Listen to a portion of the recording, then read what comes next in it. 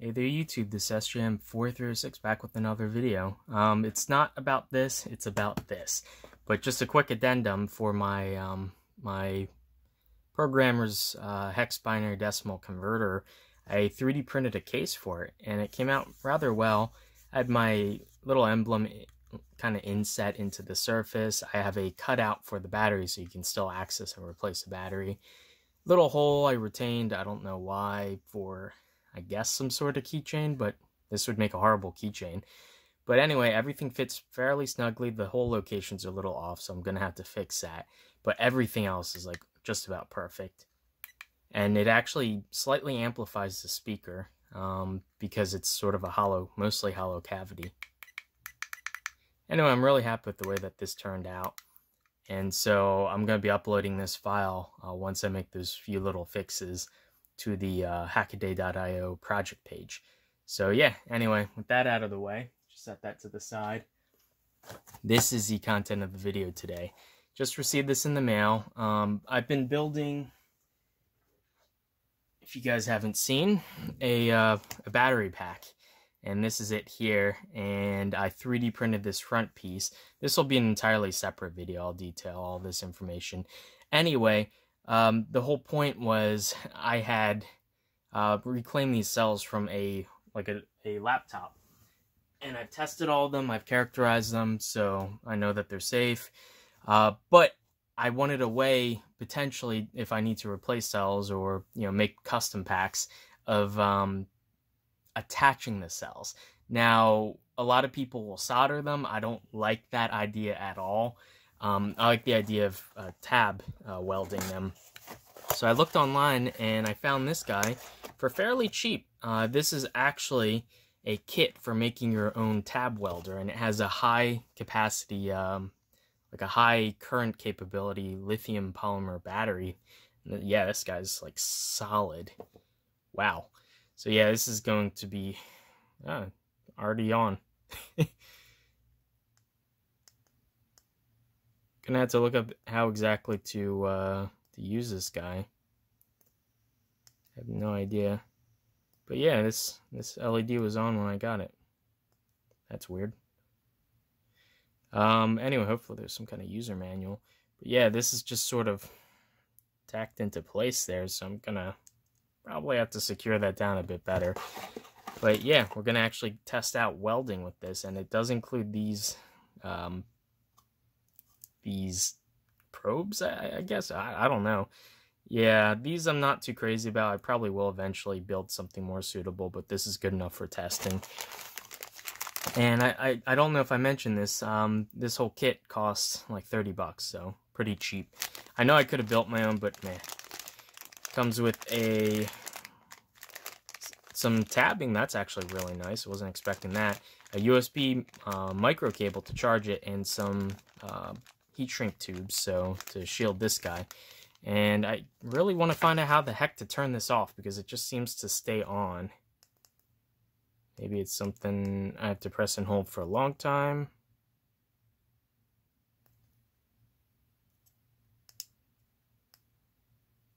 Okay, I'm going to have to look this up because I literally have no idea how to use this.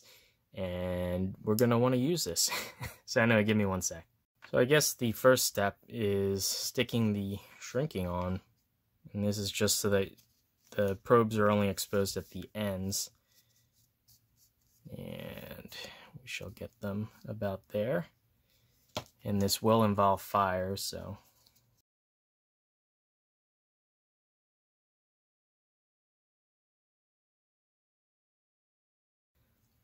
Okay, so that should be enough. Okay, so one thing that I did do is I stuck some double-sided sticky tape underneath the board to keep it on the battery, because the only thing that was holding on are really these tabs for the battery. I didn't want it possibly breaking. And so to actually get this on, it looks like we are going to need an Allen key. Negative goes in here, so the black probe, and the positive goes on the... You actually have to undo this, the positive tab of the battery. So it's actually just switching the low side, and these are our high power MOSFETs, and they have, I'm guessing, very low RDS on. And so they're just connecting the negative rail, so the positive is permanently hooked up there. Another thing I might do is just solder the connectors on the USB just a little bit better, because that kind of worries me. It looks like there's very little solder there, so give me a sec on that. Okay, just while it's on charge here, I just want to show you. So this is the main controller, and that does all the timing and lighting up the RGB LED and reading the button, all that. This chip here is the USB charger, obviously, for the LiPo. And this circuitry all over here is, I'm guessing that's actually a boost converter, because to drive these FETs at a low enough RDS on and drive them fully, you usually need a pretty high gate voltage, relatively speaking. So in order to drive these, you know, at a lower resistance and on more fully, it probably is using a boost converter that's fed by the output pulse train from the microcontroller, so it can generate a stronger gate voltage, which will switch these on more fully so that they can send more current from the battery to the probe. Okay, so I did a little searching. I did find a little bit more information on not exactly this model, but ones that look similar to it on eBay. And apparently there's a couple different revisions of this, and they're all slightly different. Some of them have a onboard buzzer that'll like beep to let you know that it's active. This one does not. This is the only one that I found that actually has this LED, and they call it a self-check diagnostic LED, and it's always on, which I really don't like that, because that means it's always draining current from the battery, which is kind of silly, I think. So anyway, I probably will eventually measure the self-discharge of the battery, and I might desolder that, because I really don't want that light to always be on. That's kind of stupid. Anyway, so what I did find out is there are indeed 3 like pulse setting modes, and I'm guessing it adjusts the pulse timing in order to deliver more or less energy. And so the first one is the green, and that's the lowest setting, and the second one is yellow, which is medium, and then high is red. And so what it does is it actually waits 3 seconds in between pulsing, and it actually must inject a little current through the probes so that when you touch it to the surface, it'll detect it and then wait about 3 seconds before delivering the pulse. And it does this until you release the probes. So yeah, another thing I forgot to mention, wear safety goggles and work on a surface that's pretty much fireproof, or, you know, keep it away from things that could catch on fire, obviously, because sometimes this has a tendency to spark. Not always, but sometimes. So just be safe, keep your eyes safe, keep your house safe, you know. So anyway, what I wanted to actually do is replace this battery. And this is actually my test copy. It's really chewed up. I got this ages ago. It was owned by someone named Boyer or Bowyer. I don't know. Anyway, so Jason apparently. This is a copy of the DX version of Legend of Zelda Link's Awakening, and I use this as my test copy for everything because it's kind of beat up, but the inside still works perfectly. However, the battery, if I were to measure it, it's going to be backwards, but yeah, 2.7, not even 2.7 volts, 2.6 something volts. That battery is kind of on its way out pretty much.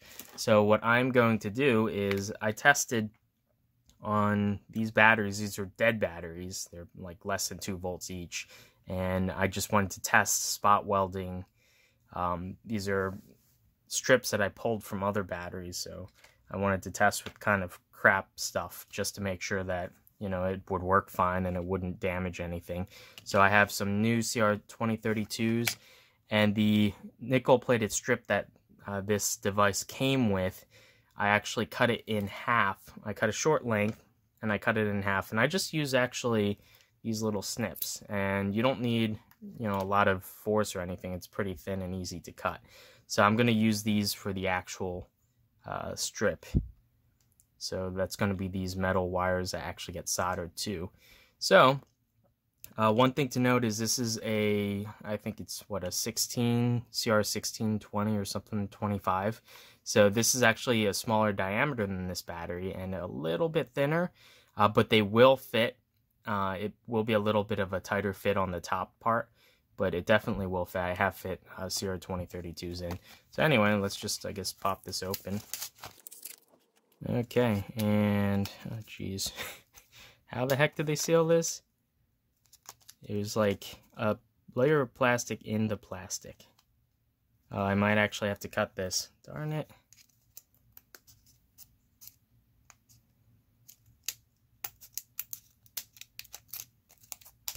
Ugh. God, whoever came up with this packaging is evil. Yeah, it's like sealed inside. Oh God, that was horrible. Okay, well, I got one out. They have this little protective tab on there. We're just going to remove that. Okay, so we're going to do the positive on the left and the negative on the right. Good enough. Shouldn't be hard. So got our glasses on, well, goggles on, protective goggles. I'm going to switch this on. So right now it's on the low mode. We might have to bump that up, but let's just do a quick test. So we want to leave a little bit of overhang. Basically attach one, and you can see it sparked a little bit.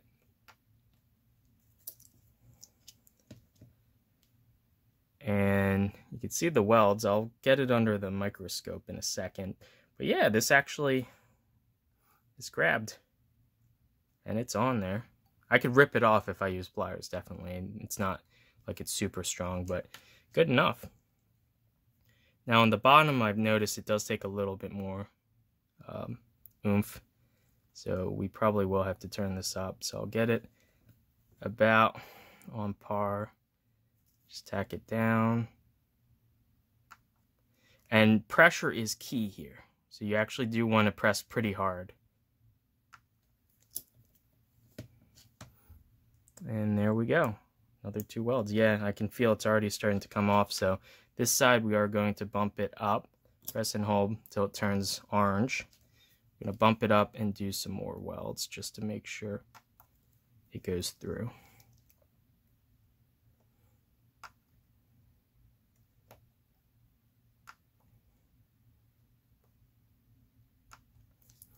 You can kind of see it glow for a split second too. And to turn this off, just cycle through and then it'll shut off. So yeah, this actually worked just fine. So with this, you should be able to just kind of maybe trim these off. I'm done with the welding part, so I'm just gonna set this aside. And let's fire up the soldering iron and get this ready, so give me 1 sec.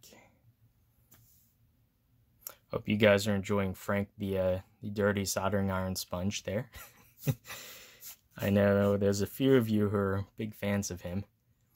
So, I'm going to actually need to maybe grab some tweezers, but try to make do with whatever we have right now.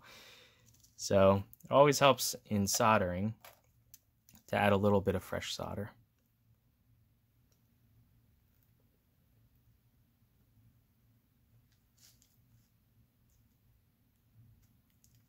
Just to reflow everything. And we might need to actually turn up the soldering iron temp. That might be okay. So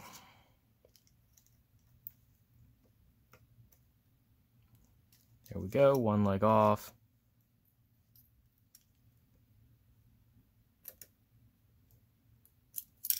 Other one off. There you go.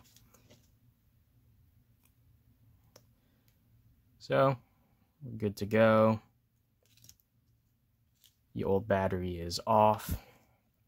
So it was,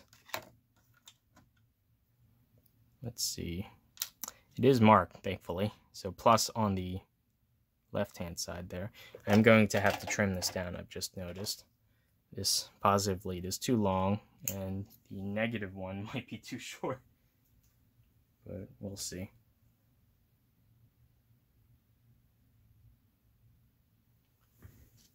We shall make this work. Yeah, we'll make it work. So positive, negative. I really should have made the positive pin quite a bit longer, but, or the negative pin rather. But it'll work. It's definitely not rocket surgery. A little flux would not hurt as well.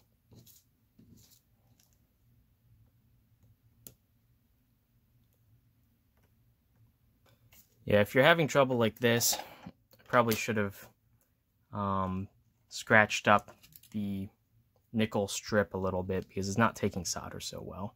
So I'm just going to put a dab of flux on it.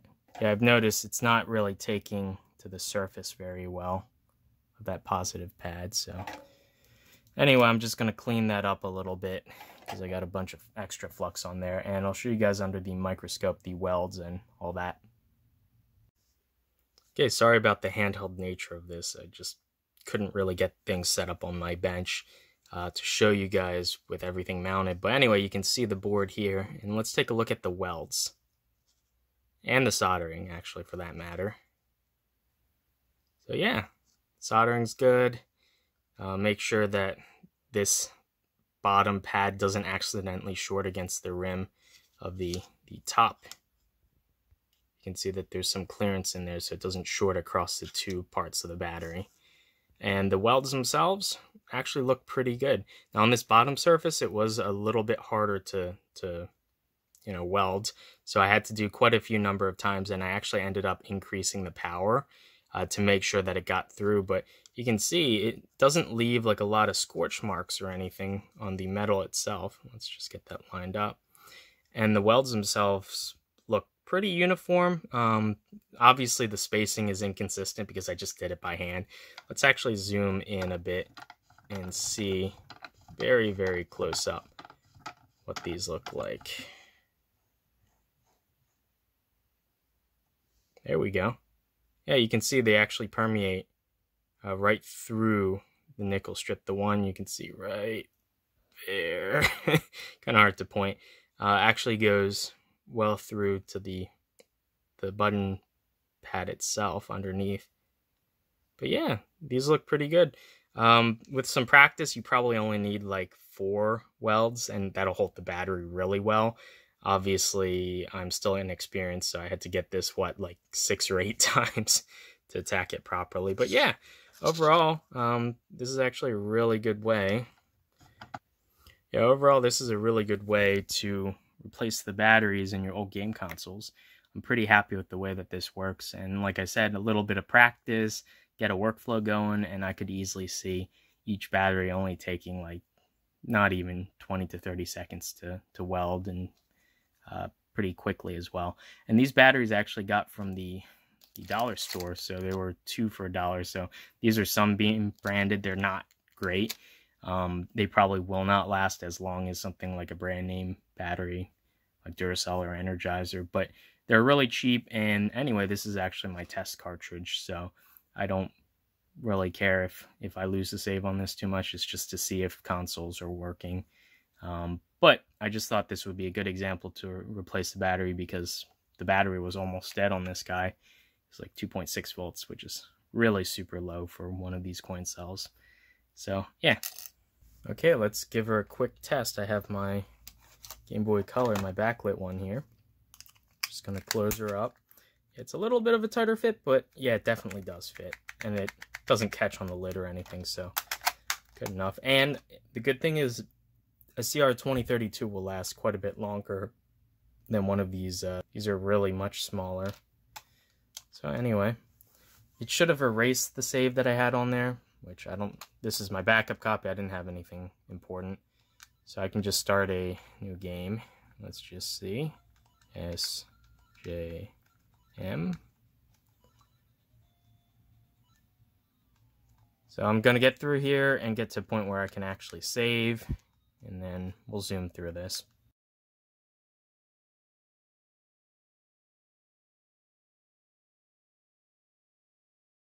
Okay, and I forget, in this game, how do you save? I think you talk to one of them and they tell you.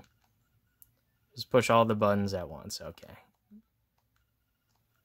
Been a little while since I played this version of it. So, save and quit. So, to really test it, pull it out for a couple seconds, let it just sit here. put it back in. If there were no battery, it would have erased by now. Oops.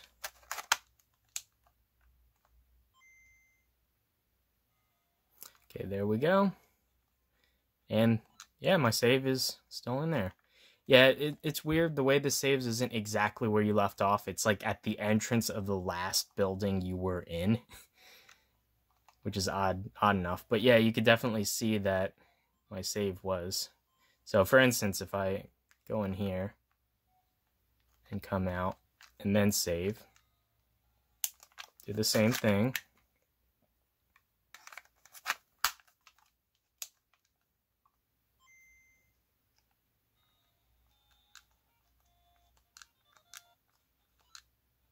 Yeah, see, now I'm here. Yeah, so it doesn't save your exact location on the map, but just the last entrance that you entered or exited, I think it is. Anyway, yeah, so that's how to recover one of these old Game Boy carts. This will work obviously for any kind of old game that uses save batteries, as long as it fits. And yeah, you can see there, it all fits and looks pretty good. The soldering, like I said, to really get good contact, you should actually sand this. There's a thin layer of like oxide and, you know, finger oils and stuff if you've been touching it. So you really should sand any area that you are going to solder and clean it with isopropyl alcohol, and then the solder will take immediately. So you can see it was a little bit how you doing on this side because the solder wasn't taking, but on this side it worked perfectly. There you go. So yeah, anyway, if you guys are interested, the welder itself, I'll have links down below, affiliate links, obviously. So if you guys are interested in picking up one of these to weld your own battery tabs, you will be able to do so, and I'll get a small kickback for suggesting the commission for you. So anyway, yeah, if you guys are interested in seeing me go through and like weld a lot more batteries for all my game carts, which I probably will go through and measure all of them and replace the ones that are starting to go below 3 volts. Even though these batteries are rated at 3 volts, the nominal like fresh voltage is actually like 3.2-ish. And so when it's drawing current under load, your voltage will sink a little bit. So once they start going below 3 volts, you know it's probably around the last 25% or so of the life of the battery. So it's going to go pretty quickly after that. So you really should replace them once they get below like 2.9-ish, something like that. Anyway, hopefully you guys enjoyed this really random video, and I'll see you in the next one. Bye.